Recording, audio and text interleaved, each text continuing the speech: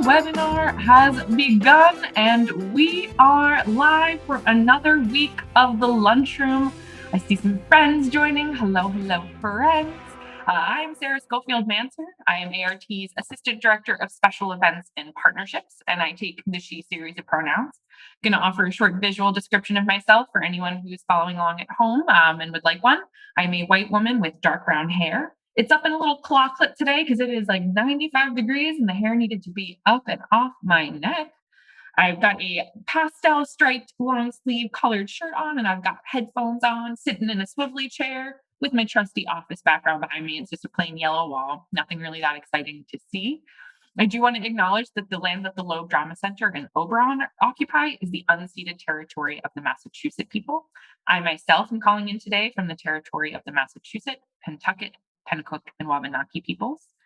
A few bits of Zoom housekeeping. The first being, you will notice that the chat is disabled, but we are reserving the last 15 minutes of the hour to answer your questions. So please submit them using the Q&A feature at the bottom of your screen. It is different from the chat feature. It says Q&A and it's got a little talk bubble. So we'll save the last 15 minutes to answer your questions, but feel free to submit at any point in the hour if you are moved to do so.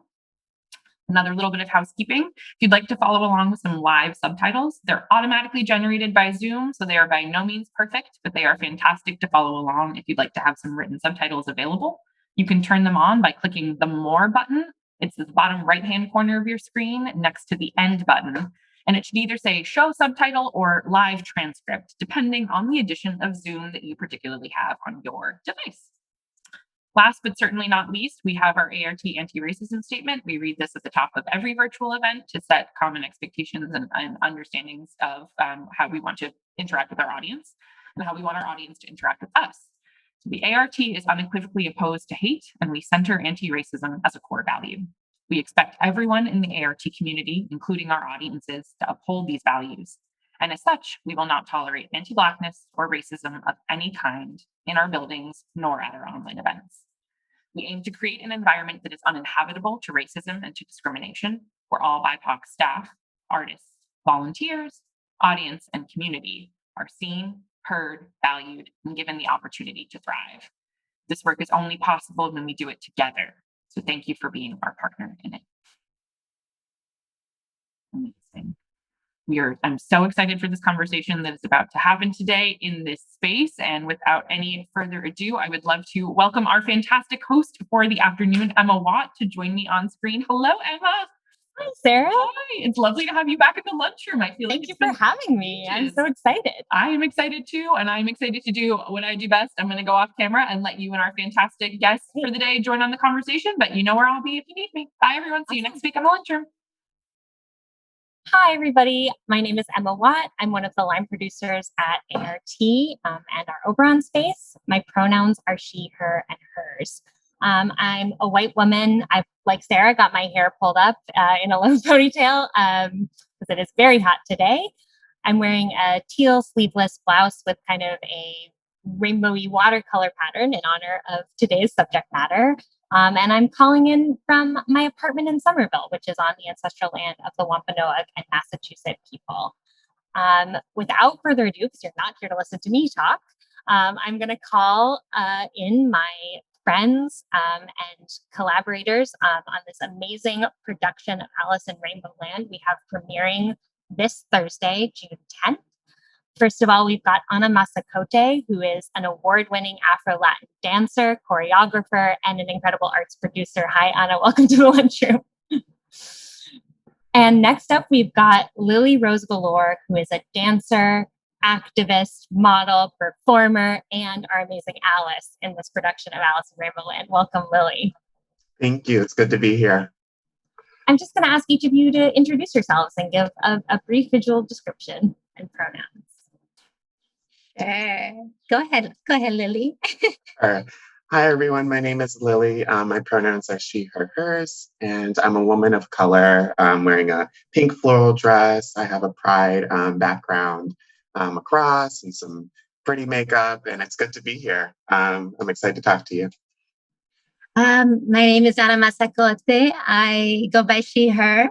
I'm a Latina woman, my hair half up, half down. I'm wearing a black shirt, a black blazer. I have no idea why. It's out of habit because it's really hot today.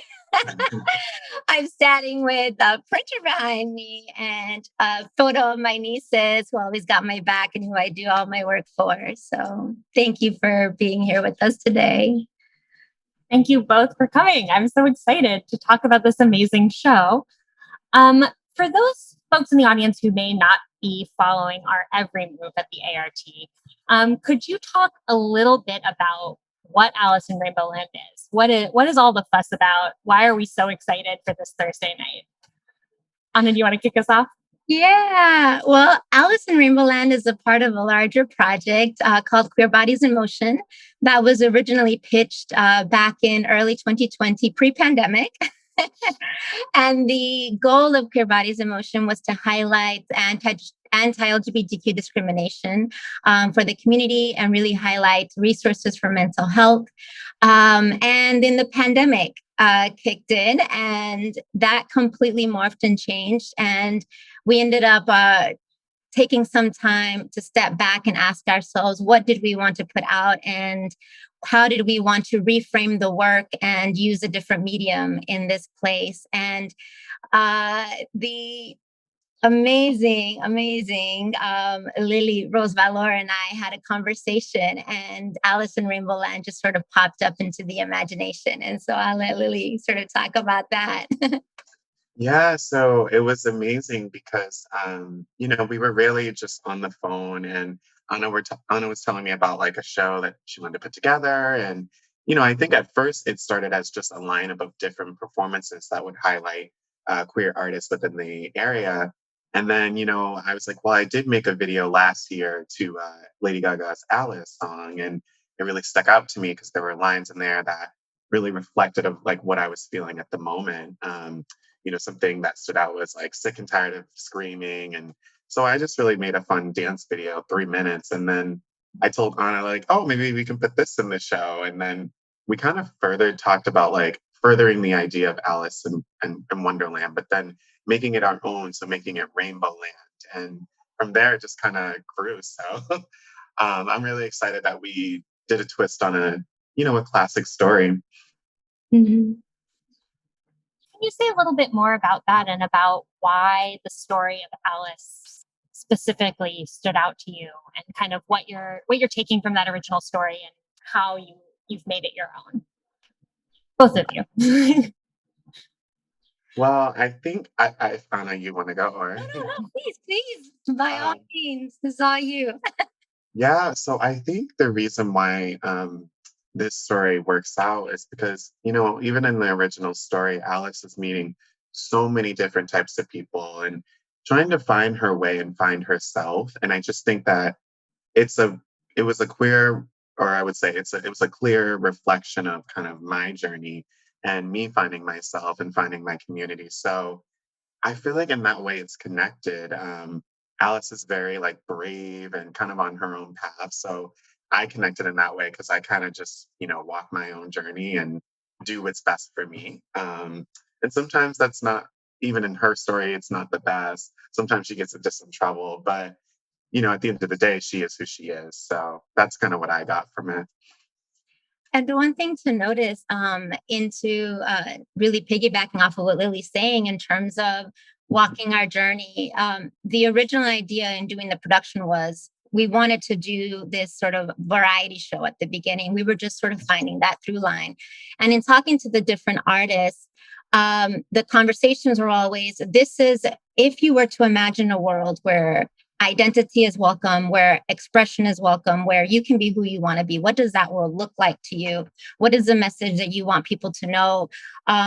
Gender expression, issues on just being able to show up exactly as who you wanted to be, and issues on transgender issues came up a lot.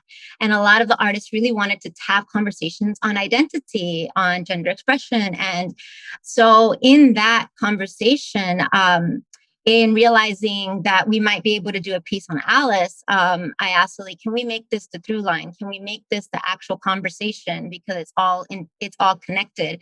And Alice in Wonderland has always had this very nostalgic connection with our queer community, because it's all about someone venturing into a world that is upside down, inside out, that what you see is not what you are used to, but also that is exactly what is everything that you're used to is what is exactly not comfortable in this world of Wonderland. And so that really hit it off with all the artists, and all the artists basically, once they started to hear the direction, just fell into the role that they wanted to play. I think this might be a good moment for me to show a little sneak peek to our audience of kind of this magical world of Rainbowland. While you're doing this, for people to know, we worked with videographers and cinematographers, the Loop Lab, who is a nonprofit organization that does a lot of work in the city and works very heavily with creating a lot of racial equity within videography and cinematography. And so they helped us put together some of this trailer, and of course worked with us on all of the filming for this project.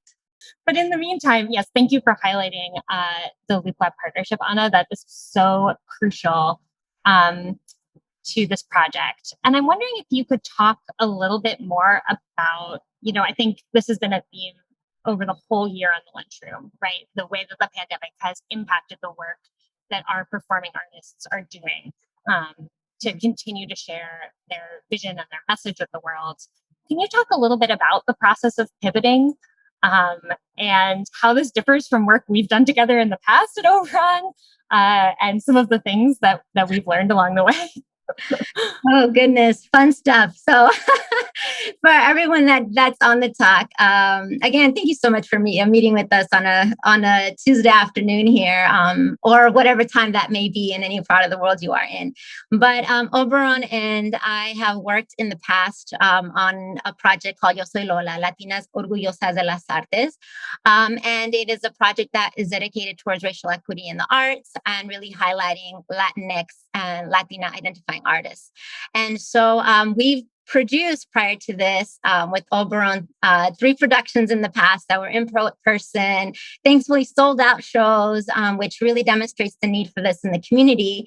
And once I had this thought that I wanted to pivot into a virtual production, all of the art spaces were closed, and I knew that very few organizations were pivoting into a virtual space. And so I approached Emma and the Oberon community to see if this might be a project of interest. And I think at the beginning, because originally Queer Bodies in Motion was supposed to be a project of flash mobs, same-sex partner dancing that was supposed to happen as an impromptu style. I wanted to sort of normalize queerness and same-sex partnering in our society.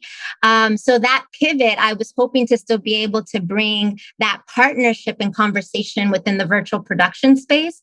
So in talking to the Oberon community, the original idea was, how can we get COVID testing for, duets and maybe 3 to 4 people in a room and space?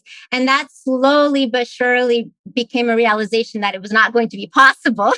That we had to do solo dancing, which very much shifted the conversation a little bit, but still made us really think outside the box in terms of what we wanted to create in the space. And it developed into the story element. But it required a lot of remote conversations. The production manager, who's been amazing, is Madison Lesby from New York and also Washington currently. We would do remote meetings.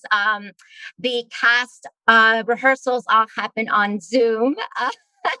The conversation on the script was a huge collaborative process with the artist.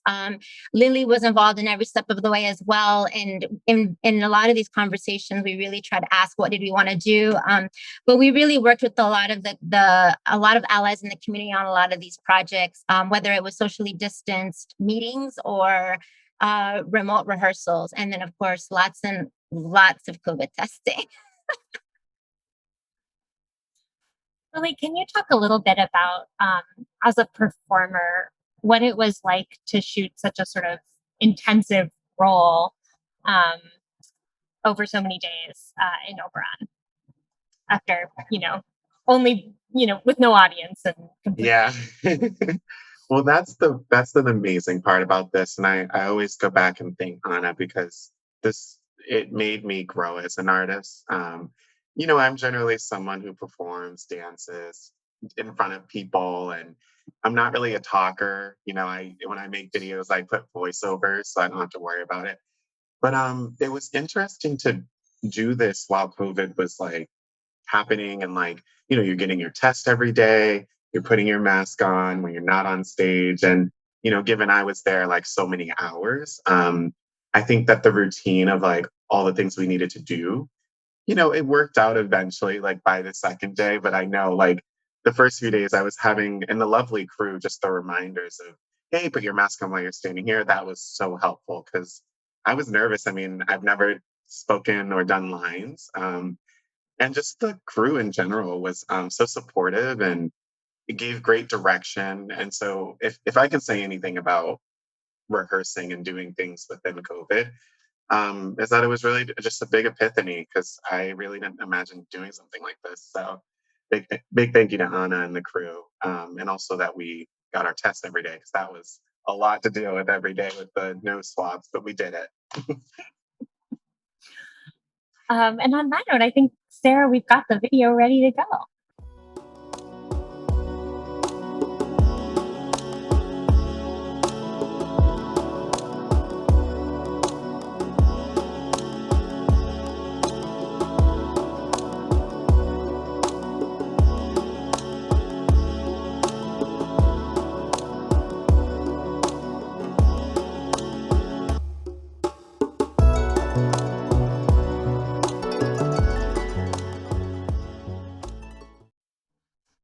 Thank you so much. It wouldn't be an Oberon show if there wasn't some glitter being thrown around. So I'm glad we got that shot in there. One of the things that really I found so exciting about this project as it was continuing to develop is the way that it's sort of this like ballet with poetry almost in structure. It's like many, many different kinds of dance, but it's got that same kind of, there's a through line, but also these sort of extended dance pieces that maybe are not fully narrative. Could you both talk a little bit about like what draws you to dance as an art form? Why do you think it's such a evocative medium for questions of identity exploration and sort of the kind of celebration that is in this piece? And how did you get involved with dance? Sorry, that's a big question. Answer any and all. No, it's actually a really great question. Thank you for asking that. I will say that for me, I know Lily actually mentioned that a lot of what she does is more behind the scenes, but there's something in even me just observing and having followed Lily's work for some time now is that there's something that art can do that having a conversation cannot do. And that's giving people a space to sit back and listen and to take something in. And right now, we're living in this environment where everyone's trying to talk over each other. Well, it's not right now, but it's always, no, people aren't listening. And art provides us a medium to place a different perspective for people and hopefully spark conversations in that way. The unique opportunity that you have with dance is that also becomes a place of embodiment. We're all movers in the world. We're all connected with music, but we're so disconnected to our bodies in the way that we work in our environments because we're taught to work from a place of here instead of a place of movement. And having people experience art in a more movement capacity and experience a conversation and a different way of being allows people a chance to sort of process more organically what it means to move in this world and how to connect with other people. And so for me, that dance has always been a conversation. It's been a conversation with my partner. I do partner dancing with salsa and Latin dance, but it's a conversation with my partner. And when you are so lucky, it's a conversation with other artists. And Lily's work, I really would love Lily to talk about some of the activism that she does through her social media, because it's pretty darn fantastic. And I really hope that for anybody watching this, that you actually go out and follow her social media and all the work she's doing on trans activism here. Thank you, Ana. I literally love you so much. You're so sweet. And so to start with to answer the question, I believe that dance is a language. And for me, when I am creating and thinking about what I want to say, for some reason, it almost feels like it's an extension of what I'm trying to scream about. Like in my daily life, I'm always educating and giving knowledge. And like Anna said, I feel like most times no one's really listening. And so I said, how can I get creative with my work? And how can I expand on what I'm trying to say in a beautifully crazy, messed up way? Like, I'm telling them the issue, but how to do it lightly, because not everyone is so open to the dark stuff, but we have to speak about it. To speak a little about my work online, I was forced, like many artists, to move my art virtually, and I used to perform a lot and do all this stuff in 2019. And I told myself I don't want to give up, because I was at a point where I'm like, how do I do my art? And then I decided in 2021 that I would produce 15 beautiful projects that spoke on very political stuff that I had been experiencing, whether it's transphobia or whether it's putting a trans woman in the spot of a housewife, to show that this is what the world can be. We can all be united. I got halfway through my projects, and then I realized that my energy was low, and that as a trans activist, you can burn out. And so it gets really hard. And so I canceled my art, and I realized that it's time to take care of myself. But I just want you all to know that my activism work is always going to be there. And my even just me being me, walking outside the door, they said, is a political statement. So whether I want to do it or not, or intentionally do my art around it, it's always there. I've been screaming since 2016 about the same types of topics and making art, and I'm actually moving more into something more loving for the new year. So yeah, it's just an honor, and I'm just grateful that Ana has followed me this long and supported my work. I mean, every single time. So thank you. Hopefully that answered the question. Yeah, absolutely. And we'll make sure to put Lily's social media in the post-show email so folks can check out all of the amazing work that she has done and will do in the future, I'm sure. Thank you. Can you talk a little bit about how each of you became dancers? Sort of how you learned this language to use Lily's words, and sort of the kind of journey from being dance students to kind of, making dance your own space and your own form of expression. You want me to go first, Lily? Yeah, you can go first.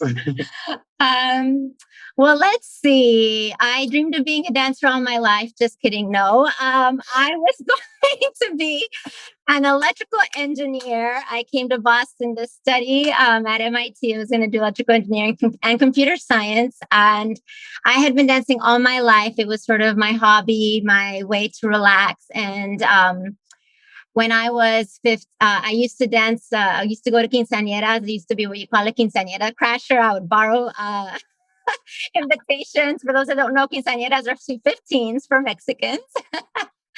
And I would borrow them just to go and dance and be chaperoned by my mother and go with my sister and we dance.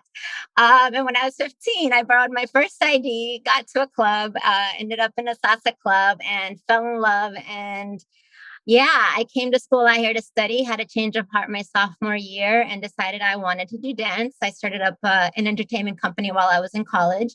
And thankfully was blessed to travel the world through my company, Masacote. And a few years ago, I founded an online company called Dance to Power and decided I really wanted to take my work in more of the production space and focus on more using art as a vehicle for change. And here I am. That's me in a nutshell. Well, thank you, Ana. And also, I didn't even know what you were going to do for school, or that's so cool.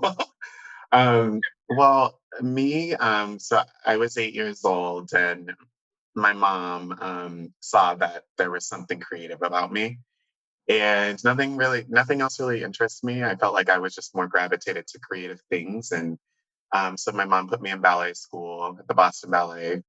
Studied there for years. I went to high school at the Boston Arts Academy, which then furthered and expanded the styles that I was learning because I started as a bunhead. And then I kind of went to college at the conservatory. And there was a little bit of a shift there because in sophomore year, I decided that I wanted to be my true self, and I transitioned into the person I am today, and it was the best thing I could have done for myself.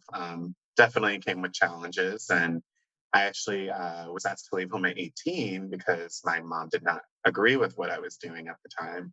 So I knew from then on out I didn't have to answer to anyone, and I was going to be the woman that I've always wanted to be and walk my own path. It also kind of brought something out of me. I think my art then shifted, like in what you've been seeing this year, but it shifted into being an artist activist and speaking about my stories because I only know what I know, right? So my experience has been everything. I graduated from college. I got my BFA at the conservatory, and ever since I've just been kind of located in Boston and doing virtual art and performing. But I think the pandemic was the biggest test for me. So it's just been the thing I've done forever, performing. I can now say acting is a thing thanks to Anna. So it's just so cool to have a belt and to be adding to my belt. Awesome. So you've both spoken a little bit about why the arts are important as a way of advocating and a way of making change in our world. But we also know that the arts themselves have some of the same problematic patterns that we have in the world.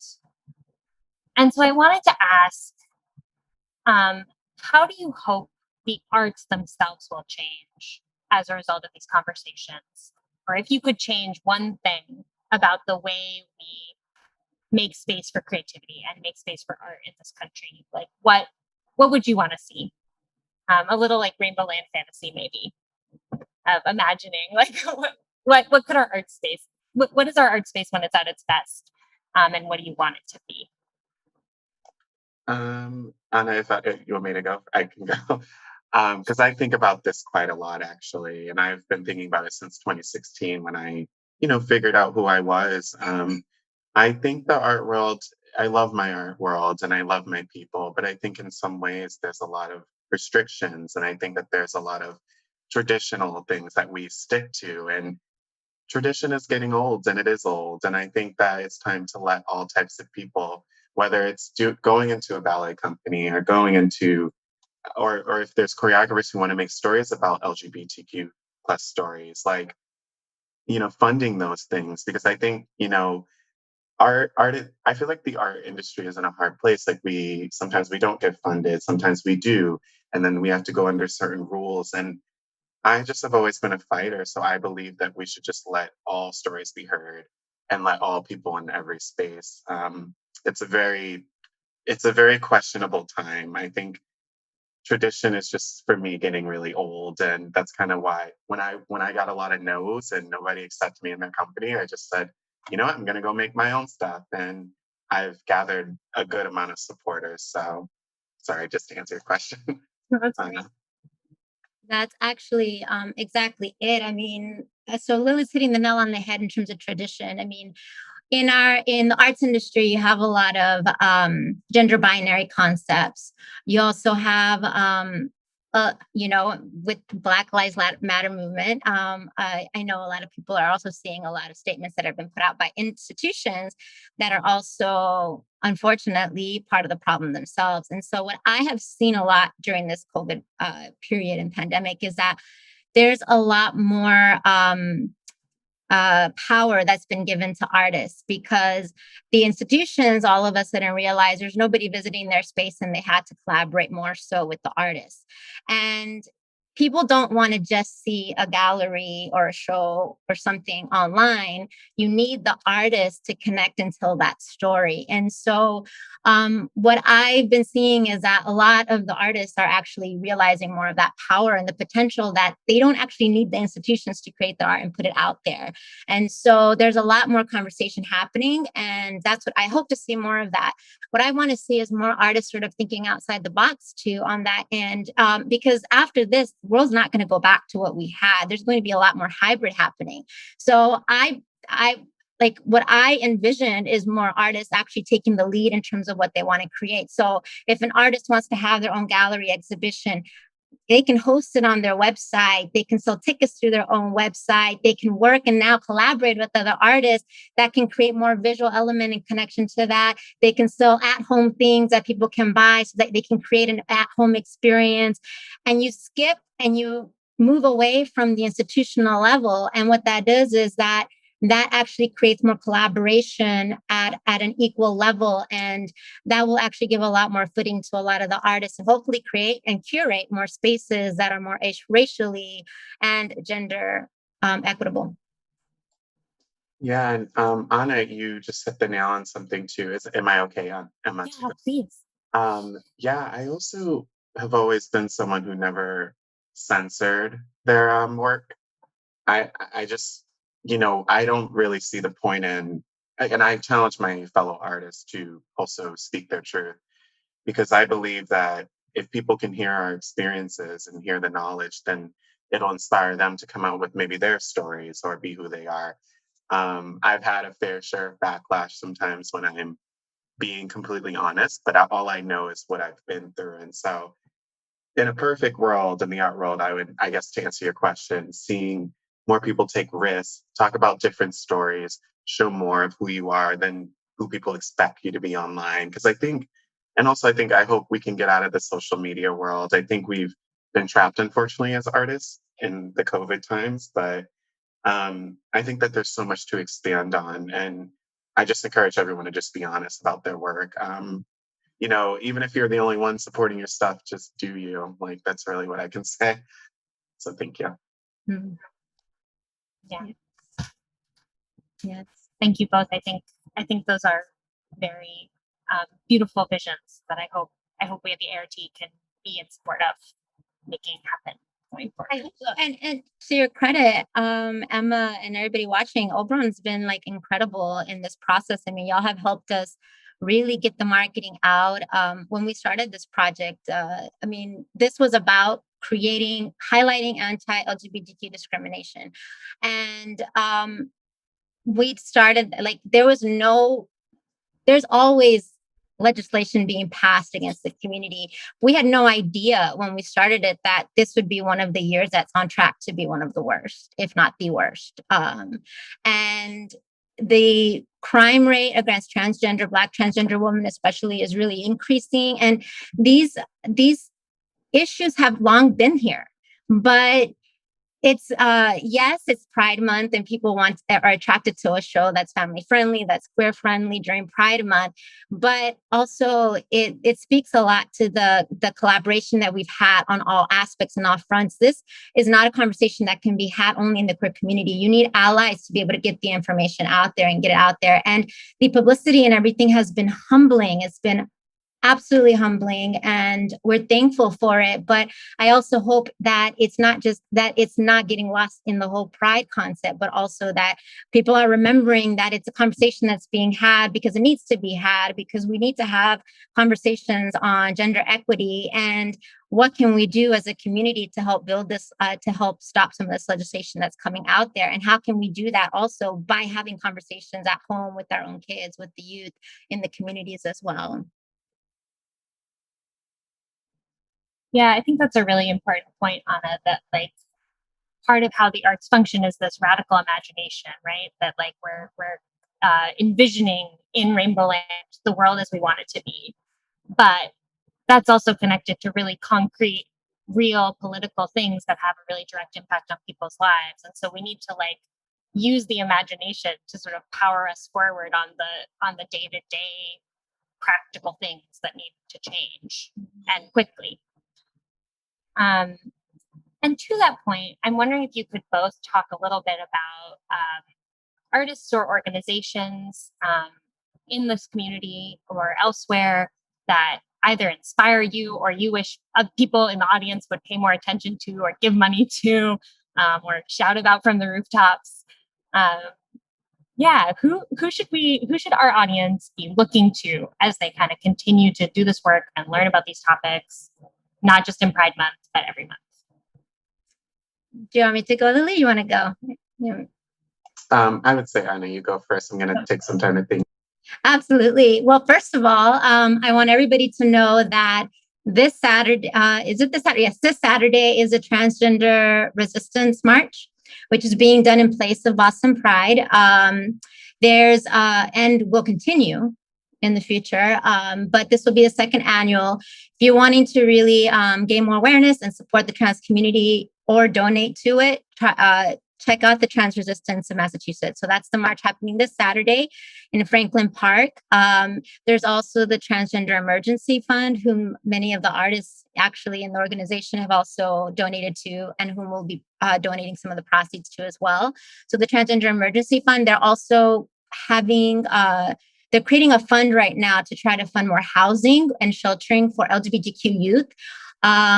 During the COVID pandemic, 1 in 3 youths don't even feel comfortable in their home because they're not supported. And a lot of you do get kicked out of home. And so there's a strong need for shelters for the community. So that's one way that you can very easily support, just make a donation towards some of the organizations. And of course, a lot of the youth organizations like Bagley and GLAD, and then of course, just studying up on what the legislation is that's happening to see if you can call your senators, if you can ask them to stop some of the legislation, write senators to pass the Equality Act as well. Yeah, and Anna actually hit the nail on a lot of the organizations that I, either donate to or bring awareness to in a lot of my work. Sometimes I don't just make art for art, like sometimes I'll attach even links. But some other ones to name as well is All Night Alliance. It's another beautiful queer organization.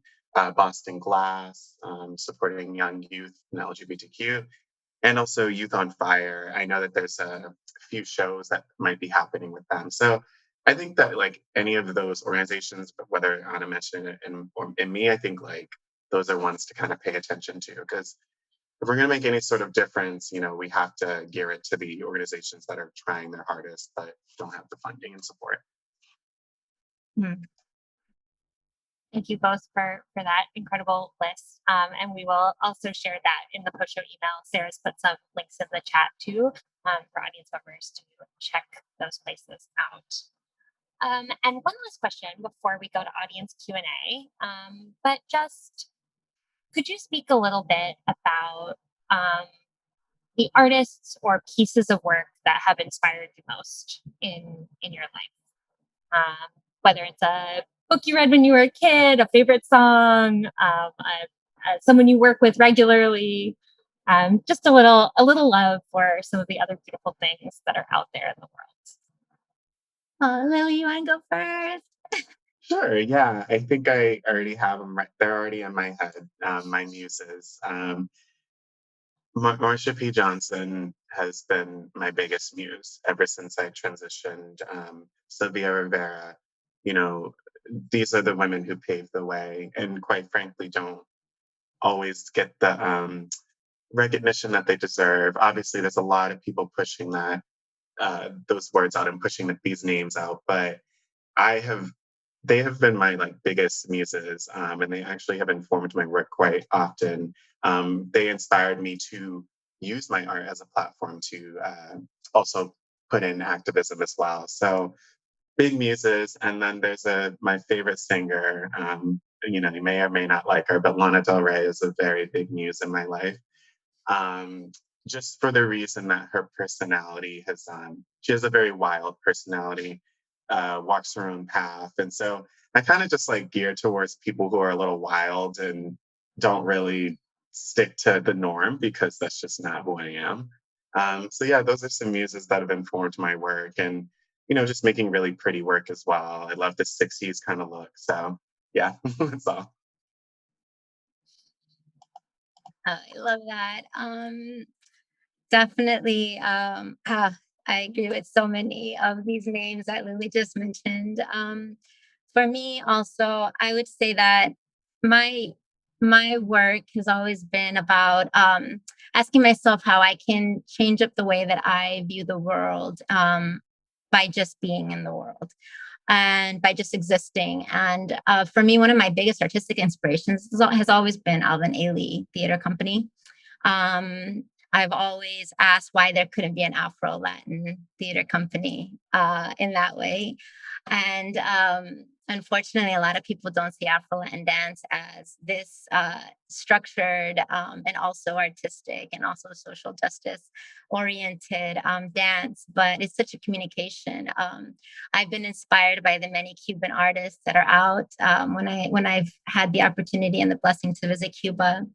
And I've also been inspired by many of the dancers in the community as well, just doing a lot of the work around the names that we don't know as much, right? But that they're doing the small little things like creating more awareness for gender equity even, and also LGBTQ connection in the in inclusive spaces in the Afro-Latin dance community. So, you know, some of the dancers who have amazingly been in this production, Tina, who's been in here, Lily, who inspires me, JP, who's also in it, Yo-Yo Escala. I mean, I've been so blessed to work with so many people that inspire me in this space. And I think very often we get lost in this concept of what are the names that everybody wants to know, but you can be inspired by the people around you just as much. Yeah, I think that's really true. I mean, I've been inspired by so many of our amazing local artists in Boston. It's one of my favorite things about working at Oberon. And this cast, for those of you who have not yet watched the show, this cast is amazing. And you'll get a chance to hear a little bit more from some more of them. On June 16th, we're going to do a cast panel and talk more specifically about the show and art for social justice. So if you like this conversation, you should definitely come back and meet more amazing artists on Zoom with us. Finally, just what's next for each of you? You know, what projects should we be looking out for? Is there anything else to plug?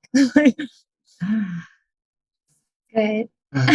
It's okay. This was a big project, so if there's nothing quite ready for public knowledge, that's also great. Well, but I mean, that's a lovely, wonderful question because I feel like, well, Anna, am I good to go or? Oh, please, please. You have to talk about your projects coming up. Yeah. So in my journey of self-discovery and self-love, because I canceled everything for a while, I have a film that's actually coming out and it's been in the works for a year called Queen of Transgender. And it's coming out on August 8th. And I'm really excited about it because it's self-made. It has that very VHS old kind of weird filmy look. And it basically takes you through the layers of my life and me and being trans, whether it's dating while trans, you know, passing privilege, all the things that have gone through my head and I've struggled with. I've never quite made something as some will say this is a little darker, but I think that it's very necessary for folks to see, kind of like see through my eyes and kind of take them on the journey through my brain. So that's coming out on the 8th. And then I'm working very closely with my resident videographer, Steve Rodich. He's so talented and made a video with me called Man's World this year. And so next year, we're already talking about what we're going to be doing for the love era of my work. So really, really excited. We have some good videos in the works. And if you follow me, if you want, you'll get to see it all. So exciting. I can't wait to watch that. Oh, ditto. I'm on that same ride. I cannot wait to watch this. For me, I would also say that I'm working with the Massachusetts LGBT Chamber of Commerce on a new online series called Studio Queer. So you'll be learning a little bit more about the community, the queer community through that. My own personal artistic projects you can also find in my portfolio. I have another project called Hair Story Project, which is about bringing awareness towards discrimination towards natural hair, and we're trying to do some work around the Crown Act and really get that forward out, which has not been passed in Massachusetts. Also, I would say that I'm going to pause a little bit after and figure out where queer bodies and motion needs to be. Again, I'm very humbled by a lot of the awareness that's come of this project. And I'm so absolutely, we're also amazingly thankful for anybody that shares it, for the people that are telling us they're having watch parties with their kids and their families. If you do, please let us know, because we really want to know what your kids think. Like, is it a thumbs up or is it a thumbs down? You know what I mean? Like, what do we have to change to make it better? But I'm going to pause and see, like, what does that need to be? What does that mean moving forward? Personally, I want to take some time to focus on a solo production in another 2-3. That's going to take about a 3-year project base to work on really connecting virtual reality with dance. And so that's something that I'm really inspired, and it's going to take a little bit of work on the back end to do. So again, you can follow all those projects on my website eventually as they come to fruition. That's awesome. That's so exciting. And if you haven't checked out Hair Story, it is really, really cool. Someone actually shared it in our work Slack before they even knew that Ana was involved with this show. So we were all very excited about it. Yeah. I think I'm going to pivot to audience questions. We have one from someone who is doing some work in London on some of these topics. And she's wondering if there's a particular version of the Alice stories that shaped this production. Like, was there a certain reference point that felt particularly resonant, or was it more like just kind of Alice in the general imagination? For me, do you want me to answer that one, Lily? Okay, yeah. For me, it was a little bit of a mashup of all the stories. I will say that a lot of people asked me if I was going to go political, because the original Lewis Carroll story is very political, on the War of the Roses. The way I looked at it is being queer is political. So I don't need to go that far to get political with this, but I made a very solid choice in asking myself, am I trying to, is there someone that's supposed to be a villain in Rainbowland? And I felt that it was political enough to say that there should not be a villain in Rainbowland. And so for us, it was the idea of changing up what does the concept of the color red, what does taking that back to a place of love mean for us?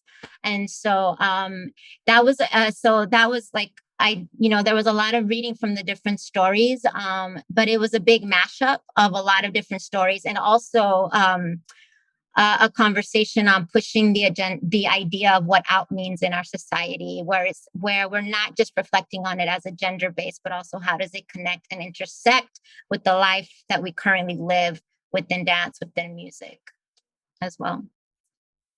A great question, though. If you do this, please let us know. I would love to hear about that.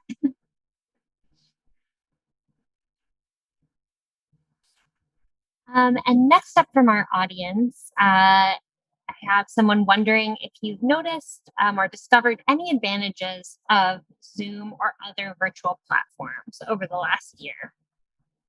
So I think you spoke a little bit about this, Ana, with the sort of idea of artists having more direct access to audiences outside of institutions, but learnings from the virtual world, things that you like about the virtual way of creating work. Yeah, I can definitely speak on that in a second. I actually would love to hear Lily's take, because she's specifically using the social media platform for this. Yeah, thank you. And I just want to let you know, to whoever asked, it's been a work in progress. As I mentioned at the beginning of 2021, I offered my followers 15 self-produced projects and 3 videos and a few photo shoots. And the reason why I decided to do that was just for the reason that I was sitting at home, like many people, alone and confused. And I was like, well, I'm feeling frustrated. Why not make projects that reflect that? And it's been interesting because I've had a clash with the online social media stuff. Like, artists have been put into this rut to feel like we have to produce something over and over just so that people can keep up with us. But I've kind of found the art of creating online, but also making sure that I'm taking breaks for myself. My 15 projects told 15 different stories, whether it was, like I said, putting myself in the look of a housewife or bringing awareness to Native American tribes that are so often looked over, and so much more. It's been good because it's helped my imagination visually. Like, I know how to put a performance together at a venue, but I didn't know necessarily how to put a video together. So I've learned the skill of editing my videos and really giving that vibe that I want to give, a pretty vibe, but also talking about something more serious. And Anna, I really want to thank you for your compliment. There was something early on that you said that stuck with me. You said that I know how to, I do like this thing really well of like not masking a serious story, but there's a serious thing in there, but you don't see it right away. And I just really want to say thank you because I've worked throughout the whole pandemic to really perfect this. And now I know how to be a producer and stuff of my own stuff. So, and I know you have something to offer. Thank you so much. So appreciate you, Lily. And I think this was by Eric, right? In terms of Zoom, I think there's advantages and disadvantages.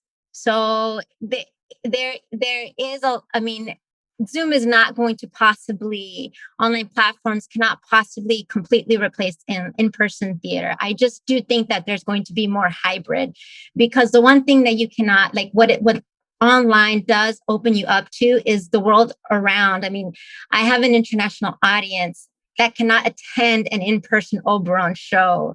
And that's limited by numbers and how many people I can get in the room and by geography. But online, like, I have people from Europe that are going to tune into this show, like, oh my God, from London, right? That was just earlier saying that. So that's a huge advantage. But there also are disadvantages in terms of accessibility. Some Latinos in the community don't even have a computer. My own mother, I'm having to figure out how I can get her to visit my sister to watch the show. How can she actually watch my show, even though she's in Texas? How could she watch it? And so there's certain things that you will not have. Also, people with disabilities that have hearing, for example, problems or visual problems, they can't see it sometimes. And so these are things that you may not be able to target, but it does still open you up to larger audiences. And how do you play on that? One thing, however, that I have noticed, actually, I'm going to say two things that I have noticed.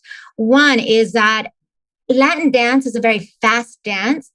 And there's something about my videos, they just do not transfer well to online shows. I was just in a show with the BDA on the Dance in Isolation documentary, and they were showing a lot of shows, and they were skipping, like, even the trailer skipped just a little while earlier, because the videos that go faster don't stream as well.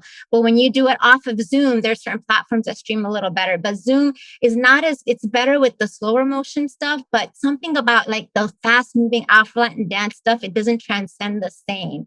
So you lose some of that, and you also lose some of the sound video quality.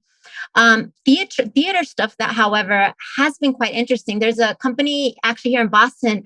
I think they're called, it starts with an A, Arlequin. I think Arlequin players. Y'all, maybe people might know them, right? So they did an amazing play through Zoom where they use all these visual effects. I do think they might have like OBS streamed it in some way, but it was phenomenal and sort of mind-blowing when you think about, oh, these are the ways that you can use Zoom to actually have a theater show. How can you use Zoom to maybe have an improv theater show with people from here and get people from around the world to tune in and limit the numbers and stuff like that? Like, that to me is the exciting part. However, here's the disadvantage. And I think it's really important for theater people and producers to know this, that the value of art in general, art is valued very low, and artists always get the low end of the stick, and you have to sort of fight for what you're supposed to, for what you want to get. However, it's even worse in this COVID pandemic world. I might get $2,000 on a gig to travel and perform somewhere in person, but now I get asked to do a performance on Zoom, and they're wanting to pay $100, and that doesn't even cover the costume that I'm going to need to create for this show. It doesn't cover the videographer. Videographer costs so much more to produce these shows, and so I mean, these things are more expensive to produce well with high quality for a virtual audience. And it's yet, unfortunately, not yet valued in the same capacity. So I do think that there needs to be a shift in our mentality around how do you value art in the virtual space? Yes, artists have more power now, but also still have less funds. And so how do you make those two equal and meet up? And so I think that those are disadvantages, but it still does not beat the ability of being able to reach broader audiences and a larger audience, and maybe bringing in more funds for a project that otherwise would have normally had 300 people in a theater that now can have 1,000 people watching the show. Oh, I'm putting that out into the universe. Maybe we can get 1,000 people watching this show, right? And I just want to say you basically summed up the answer. I'm not well with words all the times, but I think you just summed it up in a way that we're having this feeling of this as artists. Like there's good moments. Like I have good moments where people repost my stuff, which then reaches other opportunities. But then there's moments of literally editing for hours and then transferring it to Instagram, which then doesn't always come off quite right. And then I'm missing that knowledge. So thank you for bringing awareness to what is the hard part, because no one sees that part, right? Yeah. We're in this together. I think that's absolutely the point about how do we get the art to be valued while still maintaining and taking advantage of the accessibility is such a big challenge. I mean, it's a challenge in person, but it's online, I think, really exacerbates that dynamic. I think you're totally right. Yeah. We have just a couple minutes left, but I have one more really great question from an audience member that I wanted to share, which is, do you have any advice for young artists, particularly queer artists of color, who are looking to create their own work? And I know we could probably talk about this for hours, but in our last 3 minutes, what would you say to a young person who's watching this show thinking, I want to tell my story? I'll keep it nice and short because I have things that I go by every day, and I know we only have 3 minutes, but follow your own path, and you're going to get a lot of no's, but that doesn't mean you can't create your own stuff. And maybe you won't get the no's, but there's always going to be some pushback towards the queer community for some reason, because the world has to catch up, right? So I believe in following your own path, creating your own stuff, writing down, being organized. I have a whole drive full of ideas and written out synopsises of things I want to do in the future. Always plan ahead, because one day someone is going to pick you up and say yes. There's going to be a yes. So yeah, just kind of stay true to you. Don't settle. Don't be something you're not. It's just not worth it. Make your life into a work of art. That's all I have to say. I love that. Make your life into a work of art. That's so beautifully said. Yes, I just have to process that. I'm going to write that down after this. I would absolutely say no one is going to believe in you until you believe in yourself. And that's in anything. And so there's a lot of times that I will want to do something and I talk it out. Like my biggest thing is I tell people about it and I talk it out. And there are people that sometimes say to me, oh, I don't know how you're going to do this. But not sometimes, at some point, you'll find the person that says, how can I help you? That's amazing. And once you find that person that says that, talk it out with them. Because sometimes it's literally just saying it out loud that allows you to formulate the idea concretely in your mind. And the more that you talk about it with people, the more that you formulate it and you concretize that idea. And then you get the people who want to help you more and more. And the more you talk it out, the more you continue to believe in yourself. But more than anything, that's the basis of anything. You have to believe in yourself before anybody will believe in you. And the more you do, the more people will want to support that work and that vision. So do you.